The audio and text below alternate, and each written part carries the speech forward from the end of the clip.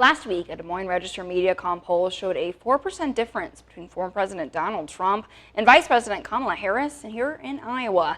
KWWL Today in Iowa anchor Ryan Witchery sat down with our political analyst, Dr. Chris Larimer, to break down some of the data. Joining us now to talk about all things Decision 2024, Dr. Chris Larimer, our Chief Political Analyst from the University of Northern Iowa. Dr. Larimer, thank you for joining us. You're welcome.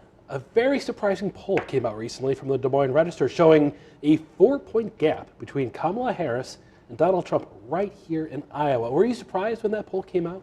Well, I think just how narrow it was surprising. You go back to June, the last time they did their poll, it was an 18-point gap where Trump was up over Biden 50 to 32%. And now, as you said, it's a 4-point gap at 47-43. And I think one of the important things to remember about the poll this time is that it was in the field from September 8th through September 11th. The debate happened on September 10th, so this poll was already in the field when before the debate happened. So to see that it was narrowing that much, even before the debate, suggests that there may be a shift within the Iowa electorate, particularly given the track record of the Iowa poll, how that's considered kind of the quote gold standard when it comes to predicting elections in Iowa. And when you dig deeper into the numbers, the crosstabs, so to speak, of the different demographics, is there anything that stands out to you? Well, I think just the emotional change within the electorate, particularly between Democrats and Republicans. One of the things the poll did was ask about voters' level of optimism about the election, their level of excitement about the election.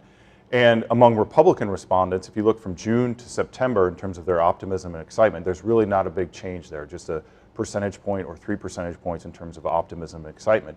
It's very different among Democrats. Democrats, their level of excitement from June into September went up 37 percentage points. Their level of optimism about the election went up 35 percentage points from June to September. So very different mood within the electorate among Democrats. And then if you look even further into that, you find that the poll asked about what feeling described how they felt about the election, essentially. And among Republicans, 27% said they were dreading the election back in June. That went up to just 30% here in September. But again, among Democrats is where we see the big change. 59% of Democrats were dreading the election in June. That came down 22 points down to 37% in the September poll. So again, a lot changing within the Democratic or among Democratic voters in Iowa in terms of how they feel about the election. And that was happening even before the debate last week. And is there any indication as to what this means for the down ballot races, for some of the congressional races that are on the ballot across Iowa as well? Well, I think that's a big question because elections come down to emotions, and we know that emotions can mobilize and energize voters. So it could be that the electorate is narrowing within Iowa.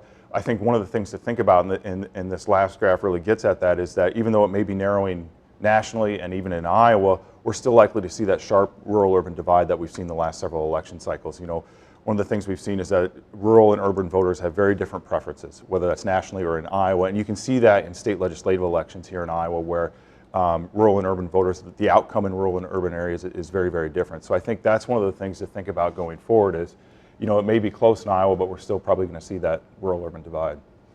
All right, Dr. Larimer, a lot to discuss with about 6 weeks to go until Election Day. Yeah.